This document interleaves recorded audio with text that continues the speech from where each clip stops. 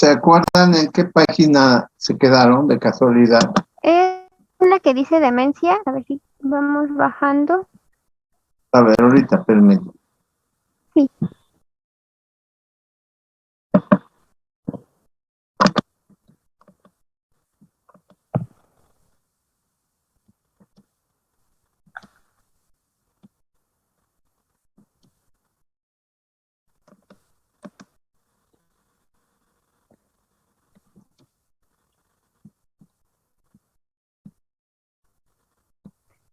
Más.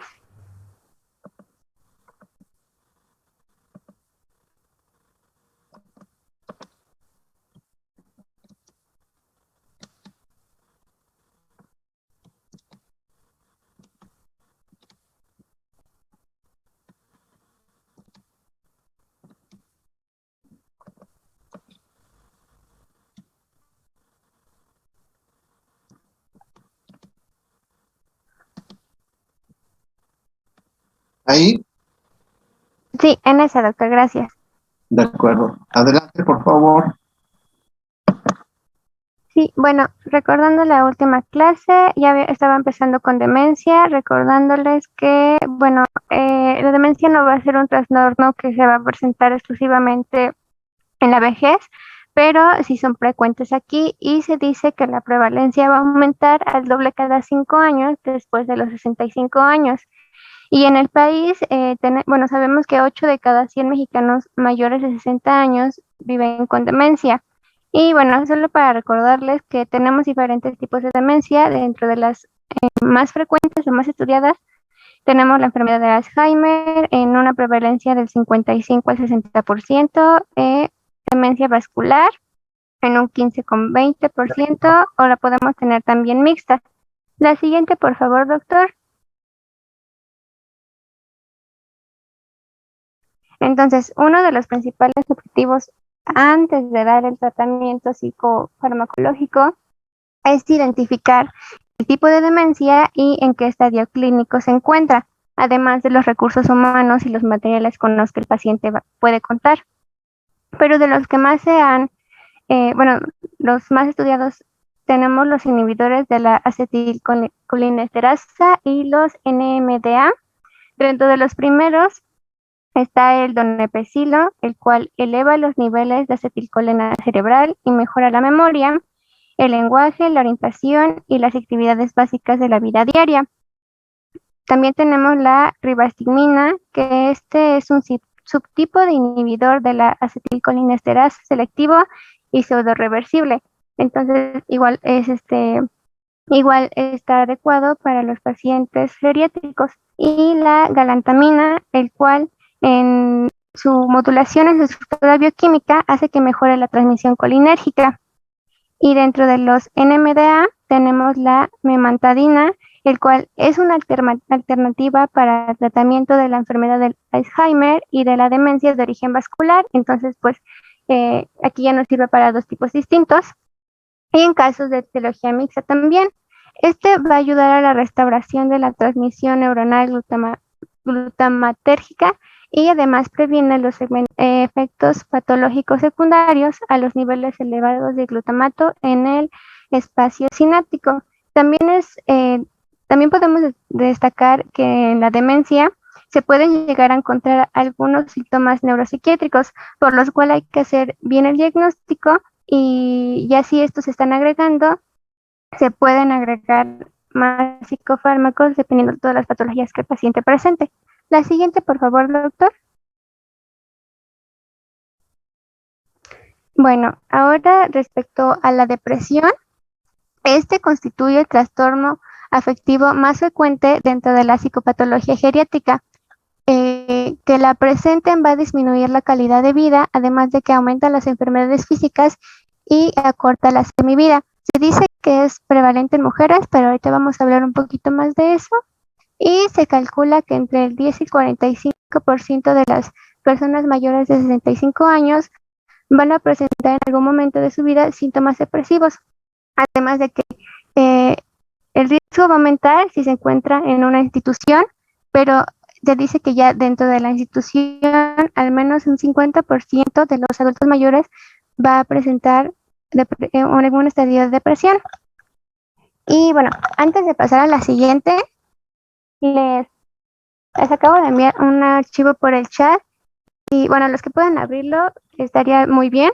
Esto estaba estudiándolo la semana pasada después de hacer esta presentación, pero bueno, como ya sabemos, en la depresión se dice que es muy frecuente es más frecuente en las mujeres. Y bueno, dije, eso es en general, pero en realidad, ¿cómo lo tenemos gracias, doctor. ¿Cómo está en adultos mayores? Y bueno, esta es información, la más reciente que tenemos es del INEGI, del Censo de Población y Vivienda del 2020.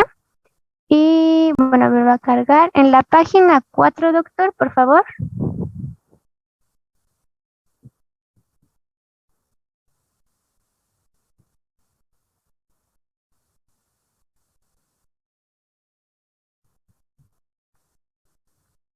En la página 4, ahí está, en la gráfica 1, aquí podemos ver que esta gráfica del porcentaje de la población de 10 años y más que ha pensado, entonces vamos por partes, estas que ha pensado suicidarse por sexo y grupo de edad. Entonces nos vamos a la última, 60 años y más. Si se pueden dar cuenta, los hombres tienen una menor tasa en respecto a las mujeres. Pero si nos vamos a la página 2, por favor, doctor.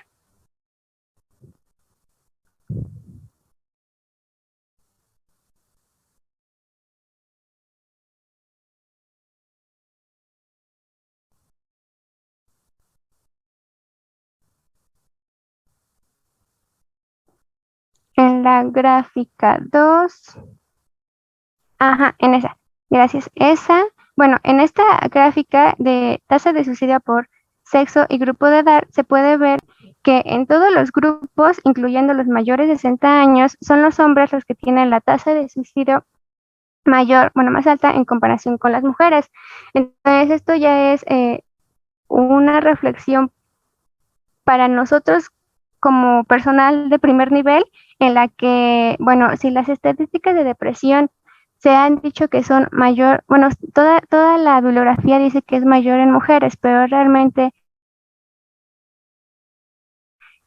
estas gráficas nos hacen pensar un poquito más en que si los hombres no son detectados con la depresión porque, bueno, se suicidan antes de ser diagnosticados o porque realmente cuando se hacen estas encuestas lo viven ocultando. Entonces, esto igual hay que tenerlo importante cuando vayamos a pensar en diagnosticar a un paciente o ya veamos que tiene algún cuadro y lo podamos abordar desde ese momento de la primera consulta. Nos regresamos a las diapositivas, por favor, doctor.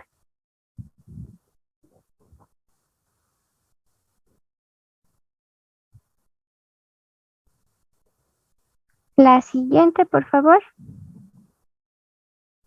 Y bueno, entonces si ya diagnosticamos bien depresión y ya lo queremos abordar con psicofarmacología, se dice que solamente, bueno, que las estadísticas dicen que un 75 a un 80% de los pacientes que se les da tratamiento oportuno sí van a reaccionar al tratamiento con psicofármacos, de los cuales encontramos los antidepresivos tricíclicos, las aminas secundarias, como la displamina y la nortriptilina. Estos dos son los que menos efectos adversos nos van a dar con los pacientes geriátricos, además de que los ISRS resultan más adecuados de primera elección porque tienen pocos efectos secundarios, además de carecer de efectos anticolinérgicos y no provocan hipotensión o arritmia, que estos pues no queremos que afecten más algunas patologías que ya tienen los pacientes.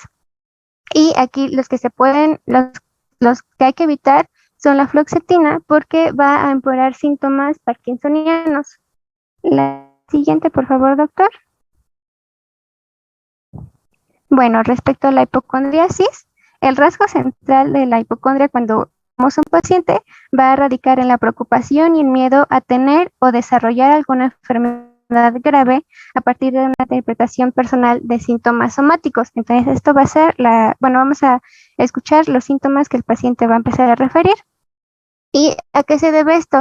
Bueno, los estresores psicosociales como la viudez, el aislamiento social, los ingresos económicos reducidos, pérdida de la libertad por condiciones de salud y crisis existencial pueden generar en el adulto mayor una reacción de hipocondria como parte de la respuesta adaptativa. Y aquí se ve un 50%, bueno, equitativo, se presenta tanto en hombres como en mujeres. La edad de inicio es después de los 45, pero se incrementa después de los 65 años. Y se ve aquí una comorbilidad con abuso y dependencia de sustancias como las benzodiazepinas, por este miedo a tener alguna enfermedad que no está diagnosticada y ellos sí creen que lo tienen. La siguiente, por favor, doctor.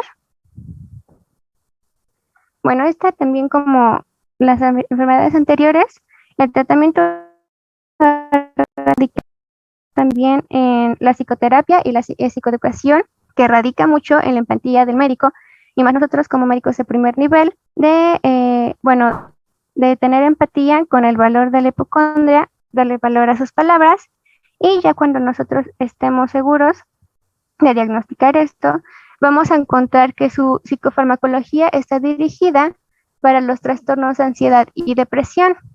Como tal, las benzodiazepinas como el alprazolam, los antidepresivos tricíclicos, los inhibidores de la monoaminoxidasa, los ISR, el propanol, y bueno, estos van a ser efectivos para la reducción de síntomas somáticos, que son lo que van a referir estos pacientes. Y bueno, pero además de esto, la mayoría de estos fármacos van a estar asociados a efectos adversos, como en el caso de las benzodiazepinas, que pueden ser adictivas. Por eso es que al inicio les mencionaba mucho el gran impacto de dar una psicoterapia antes de empezar a recetar algún psicofármaco. Y recordándoles, como al inicio de la presentación, que el tratamiento siempre se debe individualizar. Además de que la presencia de delirios hipocondríacos debe ser tratada con antipsicóticos. Entonces aquí ya se junta hipocondriasis con psicosis. La siguiente, por favor, doctor. Bueno, y entonces la mayoría de estos va a reaccionar desde que si nosotros diagnosticamos depresión o trastorno de ansiedad, van a responder bien al tratamiento antidepresivo. Bueno, respecto a la psicosis, aquí la frecuencia de síntomas psicóticos en el adulto mayor va a estar asociada con demencia, una historia previa de psicosis, limitaciones en las actividades de su vida diaria, alteraciones visuales y un apoyo social precario. Aquí, cuando ya veamos que el paciente sí tiene, van a estar muy susceptibles a los síntomas extrapiramidales, la toxicidad y una sedación, por lo cual el inicio de una psicofarmacología, como todos los otros, se tiene que dar lento y específico. Además de que se tiene que dar, dependiendo qué fármaco elijamos, debe ser aproximadamente la mitad de la dosis que en un paciente joven. Y aquí los agentes antipsicóticos que tenemos son la clozapina, la risperidona, la olanzapina, la quetiapina, la ciprasidona, aripiprazol. Y bueno, estos sí van a estar en elección para al adulto mayor, para los trastornos de psicosis y algunos relacionados. La siguiente, por favor, doctor.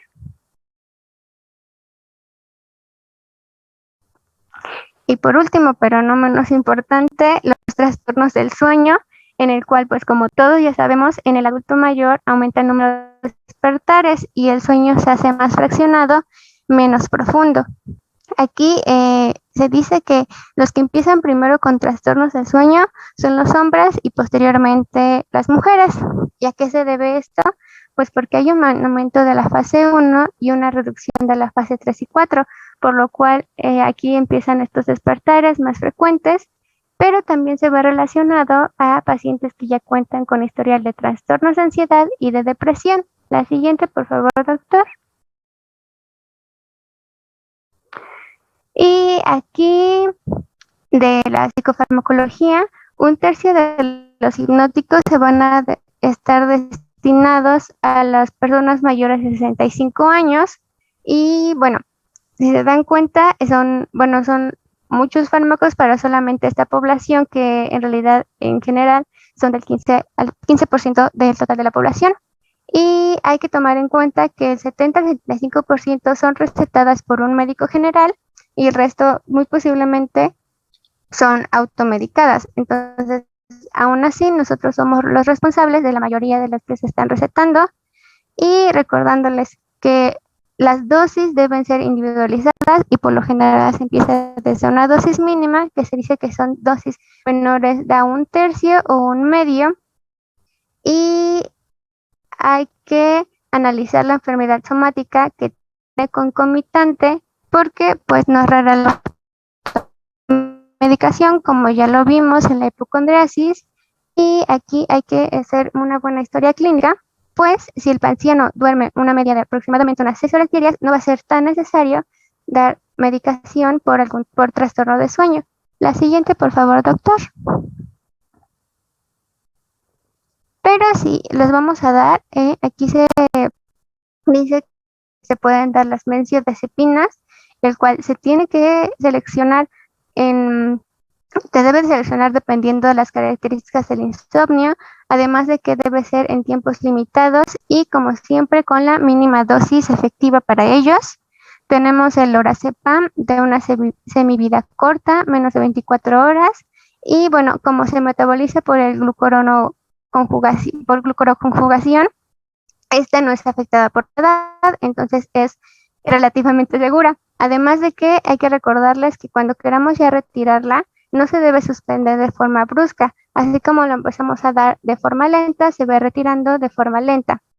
Pero vamos a encontrarla está contraindicada cuando el paciente tiene broncopatías crónicas, como en apnea del sueño. Y siempre se tiene que dar una hora antes de dormir por el retardo de la absorción y la distribución que ya vimos que presentan los adultos geriátricos. La siguiente, por favor, doctor. También contamos con imidazopirilidonas y aquí tenemos el zolpidem y la soplicona, las cuales tienen unas características similares a las benzodiazepinas, entonces son seguras y aquí su efecto es hipnótico, pero también cuentan con características miorelajantes, anticonvulsivante y ansiolítico. Y también algunos antidepresivos van a ser eficaces para el insomnio, como son la fluvoxamina, nefazodona y bueno, todas las que están aquí, nosotros vamos a elegirla dependiendo la dosis que veamos que al paciente le está sirviendo, pero cuando encontramos que el paciente tiene confusión mental nocturna, se puede administrar carbamazepina. La siguiente, por favor, doctor. Aquí cuando el paciente tiene alguna situación grave somática o coincide que tiene afectación cognitiva como demencia o delirio, lo que se puede optar y ya es como un tratamiento por uno para la demencia, el delirium y su trastorno de ansiedad, un neuroléptico. Entonces ya serían como 2 o 3 enfermedades con solamente el mínimo de medicamentos, un neuroléptico, el cual se va a dar cuando existen alucinaciones o ideas delirantes por psicosis primarias y secundarias. Y se puede administrar aloperidol, levomeproxamina y las que tenemos aquí, siempre teniendo en cuenta el perfil de efectos secundarios, se debe individualizar la dosis.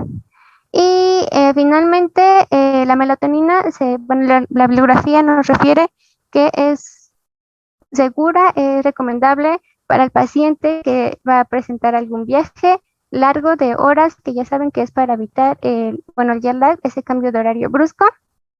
Ahí sí tenemos recetada la melatonina. La siguiente, por favor, doctor.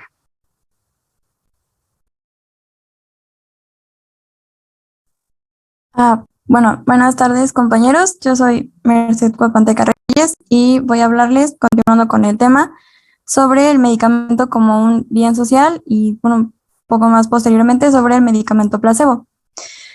Como una pequeña introducción y recordando un poco de lo que ya venimos viendo con el doctor, de acuerdo con la Guía de Práctica Clínica para la Prescripción Farmacológica Razonada para el Adulto Mayor, nos hace mención de que México se encuentra en una etapa avanzada de transición demográfica. Esta transición demográfica ha resultado en pues un importante incremento de la población de adultos mayores y esto a su vez ha derivado en una mayor prevalencia de lo que son los procesos crónico-degenerativos en lugar de las enfermedades infectocontagiosas que eran las que prevalecían anteriormente. Estas enfermedades crónico-degenerativas, como pues lo dice el mismo nombre, son de una mayor duración y pueden ocasionar una mayor discapacidad y dependencia. Esto a su vez va a traducirse como una mala percepción de la salud y una mala percepción de la calidad de vida por parte de los adultos mayores que las padecen. Y bueno, también nos hace mención de que este fenómeno trae consigo una mayor necesidad del uso de los servicios de salud por los adultos mayores y estos servicios de salud en muchas ocasiones, y por desgracia, cuenta con un capital humano que no está muy bien capacitado para poder atender las necesidades que tenga esta población de adultos mayores, lo que ocasiona una mayor utilización de fármacos, como también ya lo comentábamos en clases pasadas, y en consecuencia una mayor probabilidad de lo que son las reacciones adversas a medicamentos. La siguiente, por favor. De acuerdo también con esta misma guía de práctica clínica, los adultos mayores precisan por lo menos del 50% del tiempo de los servicios sanitarios de los profesionales de la salud en unidades de primer nivel de atención y aproximadamente un 62% del gasto farmacéutico, principalmente en aquellos pacientes que presentan el denominado síndrome de fragilidad. Se tienen datos específicamente de 2007, ya están un poquito no muy actualizados, pero bueno, que México gastó en medicamentos aproximadamente el 24% del total del gasto en salud y esto a su vez equivale al 1.4% del Producto Interno Bruto. Hablando de las instituciones del sector salud, se muestran datos de que el IMSS concentra el 47.9% del gasto público en medicamentos. A su vez, las instituciones que atienden a la población que no está asegurada por el IMSS tienen un gasto de 26.8%, mientras que ISSSTE y Pemex se menciona que gastaron 18.2% y 7% respectivamente. A pesar de que estos datos no están totalmente actualizados, podemos observar que hay un porcentaje importante del gasto que se tiene hablando de medicamentos específicamente. La siguiente, por favor. Bueno, ahora sí, hablando de los medicamentos, de acuerdo con la Ley General de Salud, nos muestra esta definición, que son, se definen como toda sustancia o mezcla de sustancias de origen natural o sintético que tengan un efecto terapéutico, preventivo o rehabilitatorio y que se presente en una forma farmacéutica y que se identifique como tal por su actividad farmacológica, sus características físicas, químicas y biológicas. Se hace mención en la bibliografía que los medicamentos, al ser manufacturados actualmente, se vuelven un producto o una mercancía ya propiamente dicha. Y además del valor intrínseco que tienen en sí mismos por la relación que tienen en cuanto a ayudar a mantener la salud de quienes lo usan y el mejoramiento de su calidad de vida, además del valor económico que tienen. La siguiente, por favor.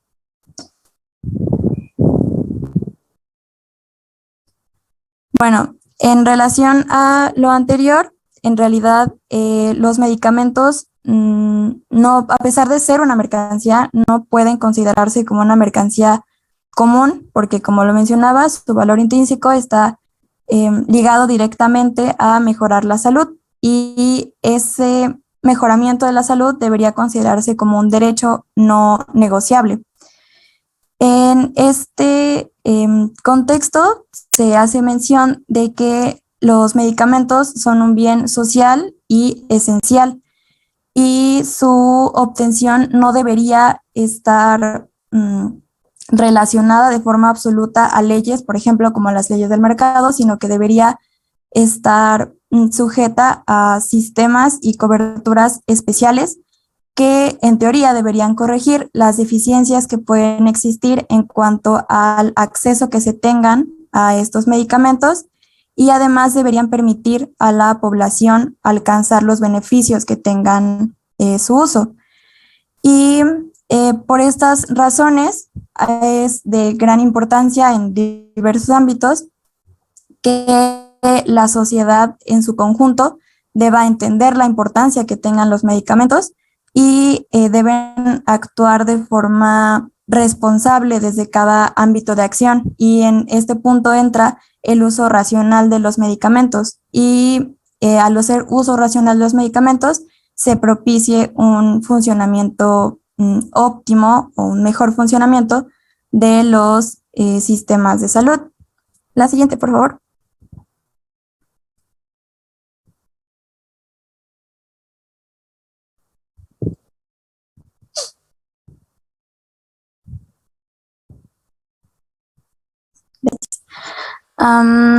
Bueno, en cuanto al uso inadecuado de los medicamentos, en realidad no únicamente involucra, por ejemplo, a quien lo prescribe, que sería el médico, y al usuario, que sería pues el paciente, hablando en este caso específicamente de los adultos mayores, sino que en realidad involucra a muchas más personas. Por ejemplo, se menciona que también involucra a quien dispensa estos fármacos, a quien comunica las posibles ventajas y desventajas del uso de estos fármacos, a las autoridades sanitarias, etcétera. Y aquí hay un ejemplo de los errores que pueden existir en el uso de los medicamentos y la forma en la que influye la participación de diversos actores. En este caso es específicamente en cuanto a las expectativas que se tienen de un cierto medicamento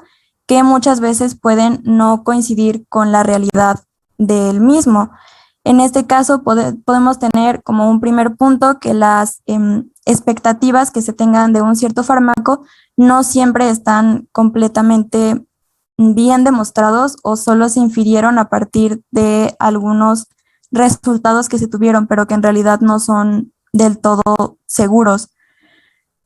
Como un segundo punto, tenemos que algunas otras veces se tiene la idea errónea de que a partir de aliviar un solo síntoma se modifica el curso completo de la evolución de una enfermedad, y sabemos que eso no es cierto. Siempre tenemos que investigar el trasfondo de cada enfermedad, y mucho más hablando de los adultos mayores, que pueden tener ciertas modificaciones o pueden cambiar los síntomas por los mismos cambios fisiológicos que tienen por el mismo envejecimiento, que es lo que ya también mencionaba el equipo anterior.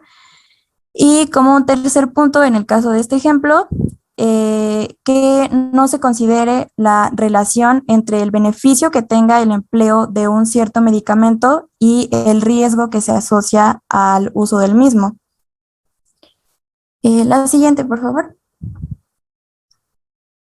En este caso, el origen de los posibles errores, en realidad, como ya lo mencionaba, no es únicamente quien lo prescribe y de quien lo usa, sino que podemos ahí encontrar a otros factores. En el caso de quien lo prescribe, puede estar cometiendo errores al no comunicar adecuadamente al paciente los alcances y las limitaciones que tiene el tratamiento que le está prescribiendo. Y en esto también entra parte de lo que ya habíamos visto con las reglas o los mandamientos de comunicación que debería tener el médico con el paciente, hablando específicamente de los adultos mayores, que muchas veces los médicos no saben comunicarle a los pacientes adecuadamente todo lo que deberían.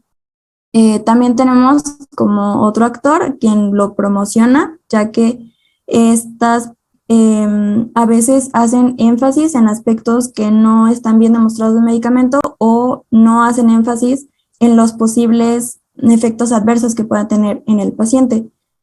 También del dispensador, que muchas veces se menciona que no.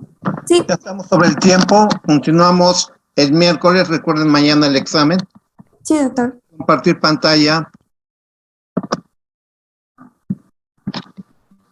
Y bueno, pues con esto hasta acá llegamos el día de hoy. Recuerden ustedes, nos vemos mañana a las 3 en punto para disponer del tiempo del examen. Cuídense mucho, que tengan una excelente tarde y mejor semana y que Dios me los bendiga. Nos vemos mañana. Gracias, doctor. Hasta mañana, doctor.